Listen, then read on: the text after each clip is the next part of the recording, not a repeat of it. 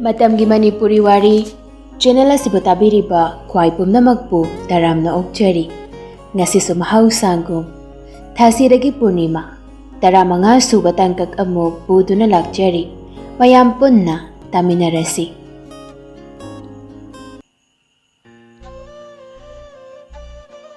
Nanghauraroi matagom malkamna kari suhaiba nangdringai koldu fat kakthatuna soru sangno hondoi. Malkamna call back tawrai adubu paidre phone do off tawshinduna thamkre. Jingsangan bana nungsina. Angang macha. Jinglei sana do ingangak na. Kana tuno yamba. Ka sida lairi se aiga nangadane. Kana do ini haido khangdro nangba. Jinglei sana no kino kika tawraduna. Aidi iti ningsing no imboy kalore. Jingsangan batu no bishibu patmanagda jingsindu na haire. Haukraba, luwe kraba punsi kitangkak do, patok do na nauda, kong tangjin katawriba, ibani ginungsi kong chatseda, ayet pabibado ay pamde. Aduna, batong magiming palana. Ganta brain haise. Jinglay sana shutay haina magagdunom na Jingsangan basunok minok mi. Nungsiba na ay gangang machasi. Bakti jo, ay bangang machay teta. Angang machana tradi ahala jaw baro. Khaleradi angang machadagi angang mama ondoro bani. Jinglay sanado ikay na. As jamba. Nangse ay gasing ba iraloy jaragi. Jinglay sana kumlakte, kumlakdraba sumaytungda tarimba ikay nungsiyan na bagi mamiduna nupa magipawkom di pangkri. Nungan pung tawrakpada, jinglay sana dutab na mamito pang thorakli. Adubo managte hipkiba nupa do di layramdri. Maso sumang tinong luisan ba makadakum tharakli. Jingsangan badu nurapay do na waite raga layrami. Madu badu jinglay sana mamit manalaw thokpa makay hayrei. Kaino tayo dubo yan ba? Amta thamose, ay tawgimi. Kaino mi tayo dubo? Jingsangan ba tawasa da kumlai. Nang wani na ay natay bibani. As amta thamose yan ba? Imasi hoy thogra adi loy chok na batari ba? Se, amta thamami. Ngang le ro chol. Chay tharu ro. Lai thomoi thana ba. Asi ay do na jinglay sanabo imung de insilai. Aduga among wai taybudu makhaja thahawri. Nungtil do haina kiba maphamduda malkam di nganta yawraktuna jinglay sanabu lakpa ngairi. Ngayhaki matung jinglay sana su yawrakladuna janglagli. Malkam sunupi shibu ubada harawna. Laroydra na kalurabani. Ado lakpi basyam harawi. Jinglay sana su itap-tap na. Kaygino thangnuna sena haisiba. Malkam sakfam do khangan hanjil. Ayaw jikso nang bunong siri. Ay di nang bunong siri. Ado di minambani, oida bani. Malkam do siya na do na layriba, pinky do nga siso dumin malkam ni matung inaragbani. Nupi magawari sana do na layba do uraga i haigat lay, majinda susol. Kanay nupi narsina, piga su ilini. Mawo razala. Ngasi i karakter na masa-masang sa poido ni se. Jinglay sana na. Ay degi puroy banata na atopo ka na masunong siri, nung si basungam loy. Nangay kalap na liba, makoy matagda ay nalaman kum gani. Laman kum bahay ba today, mi majagi wakal ni. Makoy nang tawdog do silang ba na ngasi ay na iginong siraba ipuroy ba si pangjaban ni. Malkam do jinglay sanagi kodang do tapay do na haire. Ayam to kangde, hawjang mag iba ni kaito naman takrasi. Jinglay sana do maga ayaba yawda. Nupasi na kodang payrek paduda, nupasi ki mamay doda, kupang na thazili. Haire iwahay karaso, kapli-kapli na na. Ay maumuni, ipuroy ba layra ba nupir? Kay gino nang naibo may samarag na tingsingin, kalise. Nang naibo tamoy sing na magnung sibi ba wiragadi. Nang suto pa ka nagapos sila po siyempre. Malcolm mapira chena jingle Kadomdagino kanghaude Pinky do pingna jinsile aduga jingle sana ding duna sound haide Nang lek ta mo na kupak thabu ya bro nang su thawro ha Asi haiduna makutu thangatuna kopakna thangge tawrei Ngasai jingsangan basu moina wari sanaribado naklan leiduna taribani aduna thuna jangsilekduna jangnei sanado kopakna thangge na tawriba Pinky gi makutu phaduna hairei Itan adumai dawgan phatere nang namu kana na ha Jingsangan banokfe jingnei sanada makut thenduna hairei Magi mapuroibani Pinky makutu phathade Malcolm su Pinky da onsiladuna Nangdi shirakadawram leba Pinky do mi lega khangdaba makai so lauduna hairakli Ho nang lom bala iba Hai kai haidokluraga mi lai haibaning singlai Ikaiduna mamai du hut laiduna khangi Jingnei sana nokfet tawraga Maga angang sina nang yam nungsiba male phajana loinabiu Malcolm su tumin nei sindi hoi haiba pawkhomna samjilakli Pinky do Malcolm naga hoi haiba duda nokfet ka tawjeri Jingnei sana su makha tan haire Mahanagi puraiba Bigna jingsangan ba kawi Malcolm akhoi ka tingthoraktuna Aigina Malcolm Jingsangan ba sunokfet makho tingthoraktuna ani do makhot sokne Iche aigina Pinky ado iche gidi Aina jingnei sana kawi Tamo ekta kaujarage aina lankhiba kaya yawrabaso tamo amadi jinglei na ngakpiu Jingsangan ba Malcolm da onsiladuna Ai kaishu khandeda Adudi akhoi su halasi ambo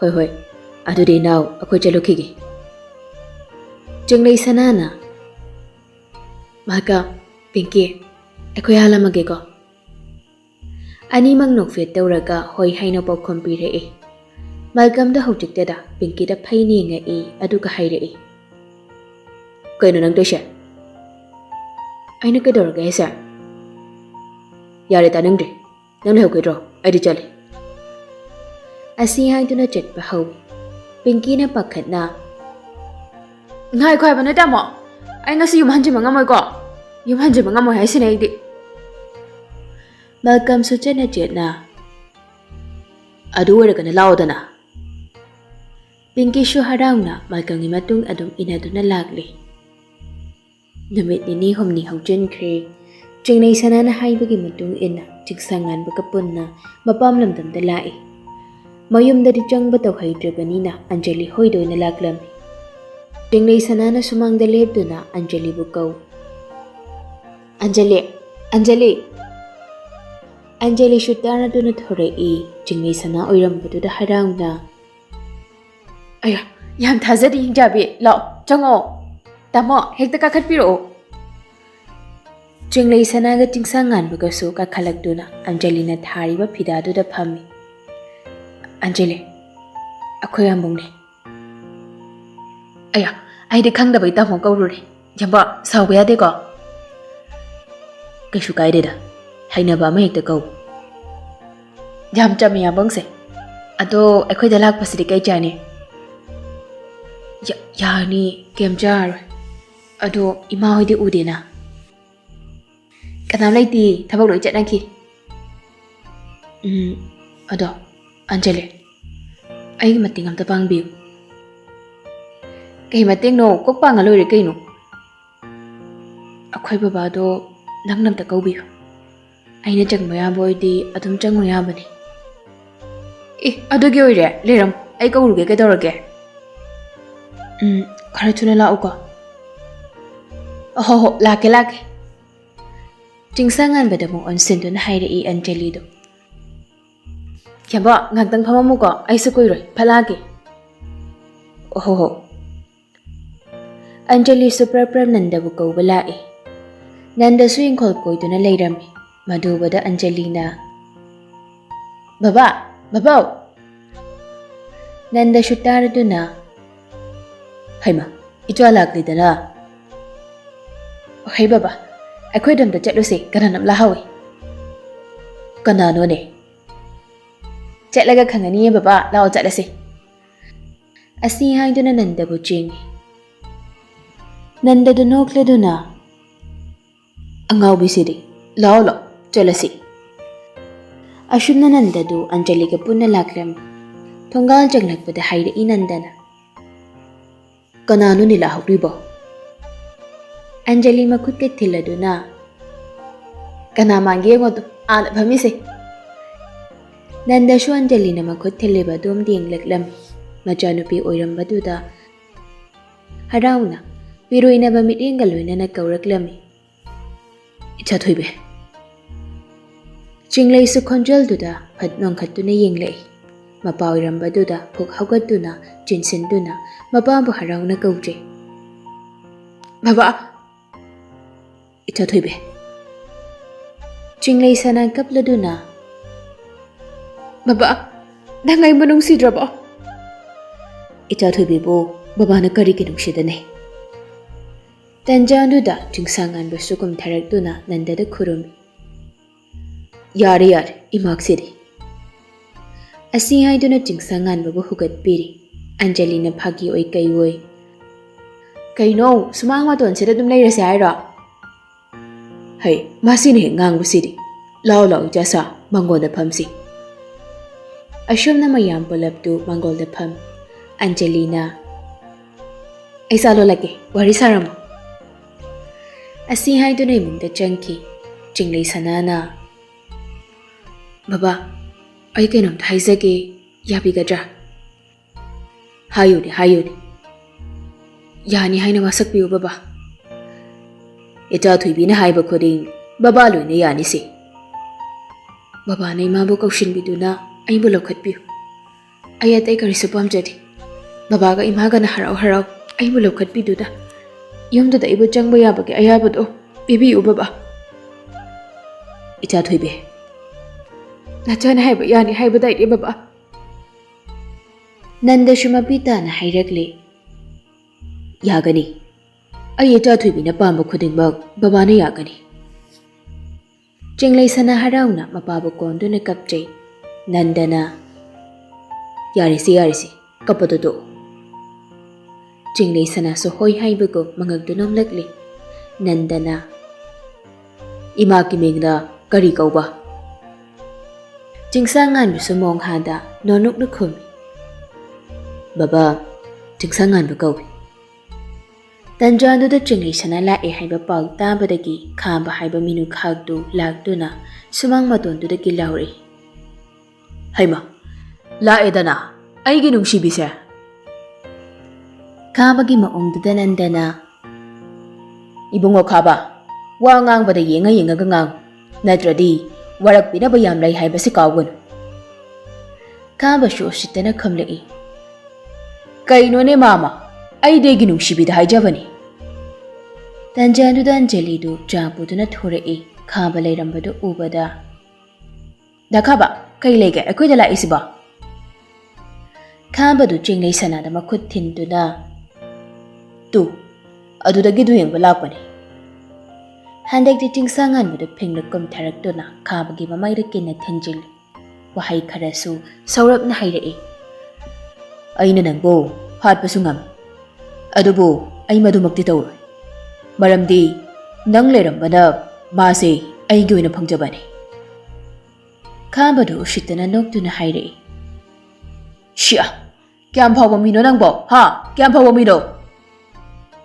Asi haiduna phudogi jinsilai Aduba nangdi jingsangan bana mathabakta khongpakna korpana hankre Kabadu chainado na ngaihak sorting jingsangan basu kabana duri badugi manakta phamtharakduna khudombi singduna haire Batung manaw amuku yalaba afavoy roi khang Asi haiduna hanna yinglamdana mayam lairiba adomda changlekli Anjali so majina murum sol Asine hek matik charbani Kai thui na dawza sai no khangdine Nandana Yari to oi jasa Jinglei sanana.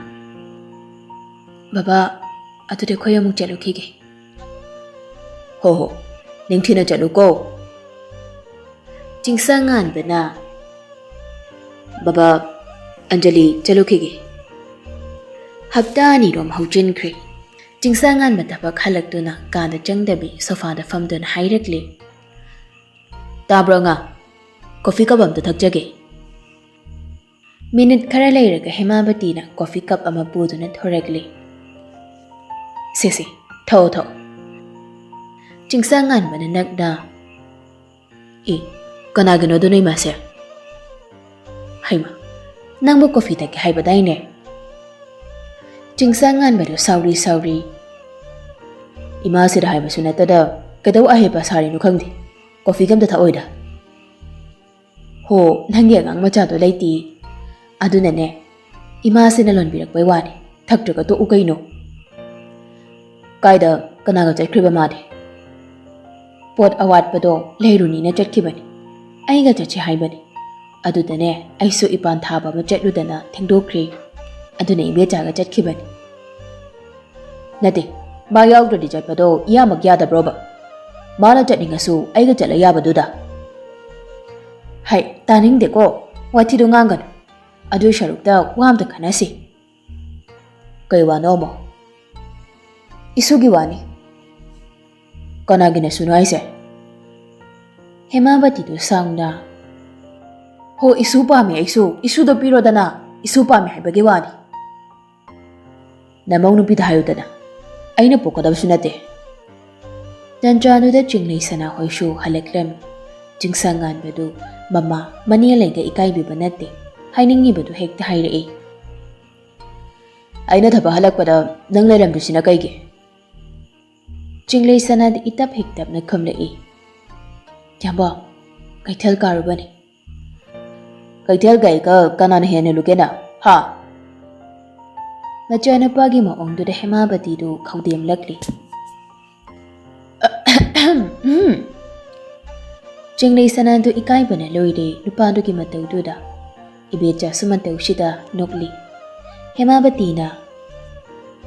Ubada pa pochay do loy shuraba bema. Sorry masi. Pare dodi.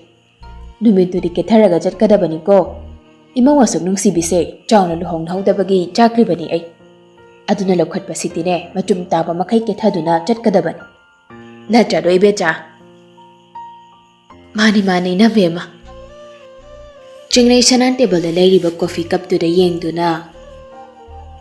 Imasi, side coffee sipo kanagino. Haudong sigilon birakbani, tha oina thakriba sini. Ayin ba haudong kain? Haudong haibani kaino. Jinglei sana sunok mi. Ado de itha agi masi. Asiyay do na coffee cup do paikhat do na thakpa hawi. Jingsangan ba mamilaw thok do na hairei.